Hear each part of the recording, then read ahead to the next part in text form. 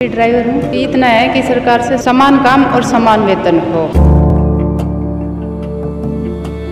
5 महीने से सैलरी नहीं मिल रही है। आपके सामने मैं पब्लिक की समस्याएं रखूंगा। अगर आप सॉल्व करना चाहें, आप भगवान आपको मौका दे, तो आप इन बातों को ध्यान में रखिए प्लीज।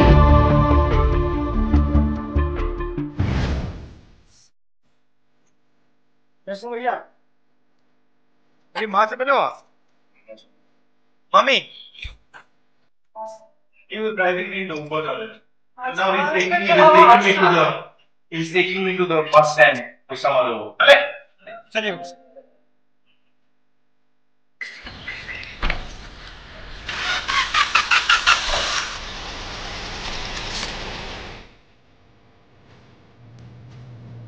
नमस्कार, कैसे हैं आप लोग? नमस्कार जी। नमस्कार नमस्कार नमस्कार। बैठ जाओ यहाँ। आप कंडक्टर हो, आप ड्राइवर हो। कंडक्टर, आप ड्राइवर। आपका कितना बनता है? मेरा परमानेंट है। सर 800 रुपये एक दिन का बनता है, उसी में SIPF दोनों कटता है, और जो रेस्ट बनता है उसको ही पैसे कटते हैं। मिलता भी नहीं है सर। आप ड्राइवर हो। 21,000 टोटल किलोमीटर के हिसाब से इनका। अच्छा, और कितने घंटे होता है काम? 8 घंटे। 8 घंटे होते हैं, बट अगर 1-2 घंटे ऊपर चलेगा तो उसका पैसा नहीं मिलेगा। नहीं सर, कच्चे हैं, सब कच्चे हैं। सब कच्चे हैं। तो आपको कितना पैसा मिलता है? कॉन्ट्रैक्टर को कितना मिलता है? सर कोई कॉन्ट्रैक्टर नहीं हमारे बीच में। हाँ। हम और DTC हैं, सीधा डायरेक्ट। हाँ जी, बट हमारा 800 रुपये, 816, 13 रुपये एक दिन का, 16 रुपये, उसी में SIPF भी कटेगा। प्लस महीने में हमारा कोई रेस्ट नहीं होता, ना होली ना दिवाली, कोई दिन नहीं होता। कोई दिन नहीं, संडे सैटरडे कुछ नहीं। उसका पैसा कटेगा जिस दिन हम छुट्टी करेंगे। जितनी छुट्टी करेंगे उतना पैसा कट जाएगा।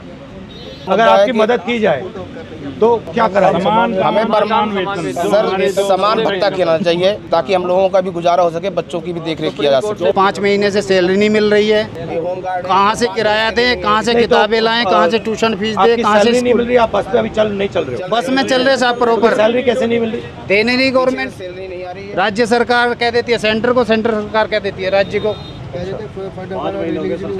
फंड रिलीज नहीं हुआ, ये नहीं हुआ, वो नहीं हुआ, और आगे से 2 महीने का और कह दिया 2 महीने तक और नहीं मिले। जहाँ हाथ पैर मारने मार लो, जिस नेता के पास जाना चले जाओ, जो करना कर लो। अक्टूबर से पहले सैलरी नहीं मिलेगी, ये कह रहे हैं अधिकारी।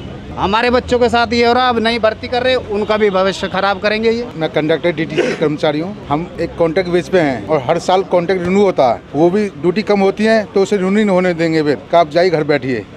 फिर बड़े मुश्किल से हमारे मतलब परमानेंट नहीं बनाना चाहते। हाँ जी सर, हमें पक्का किया जाए, हमें ये मांग है हमारी। या नहीं तो समान वेतन समान काम होना चाहिए हमारा। हम आपसे मांग यही कर रहे हैं बस सरकार से। जब तक शीला दीक्षित हमारी बहन जी थी, जब तक उन्होंने पक्का किया, उनके बाद हमारे कोई अभी तक सुनवाई नहीं, उन्होंने पक्का किया। लेकिन हमारा सवाल ये है सर कि नागरिकता हमारी पक्की तो नौकरी कच्ची क्यों? क्योंकि आज निजीकरण हो रहा है, सबसे ज्यादा निजीकरण कर रहे हैं लोग, और इस निजीकरण से हमारे बच्चों का क्या भविष्य रहेगा? आज पूरे DTC कर्मचारी हमारे बम की तरह भरे हुए हैं। हम उम्मीद उनसे रखते जो हमारी आवाज मुखर करे। सर पिछले 6 महीने से सैलरी नहीं है, और उस सैलरी का नतीजा ये है कि हमारे 24 जवान जो होम गार्ड के हैं, वो कोई हार्ट अटैक से, कोई डिप्रेशन से वो दुनिया छोड़ चुके हैं। और हमारी समस्या ये है सर कि हमें हर 6 महीने के लिए हमारे को स्टैंड किया जाता है। ऑलरेडी हम ट्रेंड हैं, ट्रेनिंग के बावजूद हम भर्ती हुए थे होमगार्ड के अंदर, और उसके बावजूद अभी 10,285 आदमियों की भर्ती निकाली है, और हमें जनवरी तक का टाइम दिया गया कि अब इस उम्र में, जिसमें हमारी एज सबकी 50+ हो चुकी है, अब इस एज में हमें कोई ना तो सिक्योरिटी में नौकरी देगा, ना ही कोई और नौकरी हमें मिल पाएगी। मैं भी ड्राइवर हूँ। बस इतना है कि सरकार से समान काम और समान वेतन हो। मैंने बताओ, इनकी उम्र इतनी ज्यादा हो गई, अब ये क्या करेंगे? दूसरी नौकरी देखने के लायक भी नहीं छोड़ा इनको। बस यही है कि समान काम और समान वेतन हो। ये प्राइवेटाइजेशन जो हो रहा है, इसका फायदा किसको मिल रहा है? इसका फायदा उद्योगपतियों को मिल रहा है, जो बड़े टॉप वालों को, उद्योगपतियों को मिल रहा है। आप एक्सपीरियंस हैं, कब से चला रहे हैं आप? मैं जब चला नहीं रहा, मैं अंदर हूँ वर्कशॉप के अंदर, और मैं वर्कशॉप में, हाँ, जब से और संभाला है, गाय और बिछड़े के समय से मैं कांग्रेस का हो रहा हूँ, और मुझे बहुत खुशी है मेरे लिए, मुझे आपसे मिलने का सौभाग्य मिला। और आपके सामने मैं पब्लिक की समस्याएं रखूंगा। अगर आप सॉल्व करना चाहें, आप भगवान आपको मौका दे, तो आप इन बातों को ध्यान में रखिए प्लीज। क्योंकि इसलिए आया हूं यहाँ। ये आम आदमी है, ये आपकी ही जनता है, और आपसे प्यार करने वाले हैं कांग्रेस के नाम से। बताइए। ठीक है सर। रही बात रोजगार की, आज मोदी जी ने इतना बुरा हाल कर दिया देश का, हमें एक तरह से गुलामी महसूस होती है। पढ़े लिखे का अंतर खत्म कर दिया इन्होंने। पर अनपढ़ मजदूर 18 से 20 हज़ार लेता है, पढ़ा लिखा 25,000 लेता है। हम एक आम आदमी हैं जो पूरी ज़िंदगी नौकरी करने के बाद अपने बच्चों को एक अच्छी शिक्षा दिलवाते हैं कि बच्चा कहीं सेटल हो जाएगा, लेकिन अंत में उसको भी 30,000 35,000 ही मिल पाते हैं। ये हमारे आम लोगों की समस्याएं हैं सर। सर बोलना तो हर कोई चाहता है, आजकल जो बोलता है सीधा उसका काम, गवर्नमेंट का काम है जेल में। डर फैला हुआ, पब्लिक के दिलों में डर फैला हुआ है। आप लोग पैसा बचा पाते हो या बिल्कुल बिल्कुल नहीं सर, बिल्कुल नहीं। और अगर आप कहीं बस पे जाओ तो आपको पैसा देना पड़ता है या आपके पास पास होता है? आपके पास पास ऐसा कुछ नहीं है जो आप बस में फ्री जाओ। तो धन्यवाद आपका। नमस्कार ब्रदर, कैसे हो? तो अपने बारे में बताओ, बच्चे कैसे हैं, क्या हो रहा है, फैमिली कैसी है, काम कैसा होता है? मेरी ड्यूटी 12:50 से स्टार्ट होती है। मैं यमुना पार्क से आता हूँ, पर हालांकि डिपो तो बहुत दूर पड़ता है। कैसे आते हो? मैं बस से ही ट्रेवल करता हूँ सर।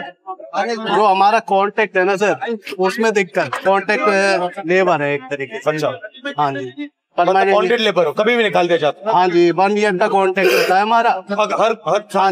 हर साल रिन्यू होता है सर। और आपका कॉन्ट्रैक्ट डीटीसी के साथ होता है या किसी बिचौले के साथ? नहीं, डीटीसी से डायरेक्ट। बट ये हम तो एक अपना फ्यूचर सिक्योर करने के लिए परमानेंट जॉब चाहते हैं। ये आपका सरूरी नगर मार्केट होते हुए और ये सफदरजंग हॉस्पिटल होते हुए जाए। अच्छा लगा आपका सब प्रोग्राम अभी क्या है? बस कंडक्टर से, बस ड्राइवर से बात कर रहा था। मैं देख रहा था इनकी मतलब मुश्किल प्रॉब्लम क्या है, थोड़ा समझना चाह रहा था। क्योंकि मैं पहले जो ट्रेन ड्राइवर्स थे उनसे मिला था, तो फिर बस ड्राइवर ने मुझे कहा कि बस ड्राइवर से भी आपको मिलना चाहिए, उनकी भी समस्या है। तो यहाँ पे इनकी पेमेंट की समस्या है, होम गार्ड की समस्या है, तो ये मैं थोड़ा समझने की कोशिश कर रहा हूँ। मास रीच तक पहुंचे, बस वही कि लोगों को पता लगे कि आप बस में बैठ रहे हो, मगर ड्राइवर को क्या करना पड़ता है, कितना पैसा मिलता है, कितनी मुश्किलें हैं, कंडक्टर को क्या भुगतना पड़ता है, फिर सिटीजन जो आ रहे हैं उनको क्या क्या, ये आइडिया। थैंक यू ब्रदर, धन्यवाद भैया, अच्छा लगा आपसे। ओके,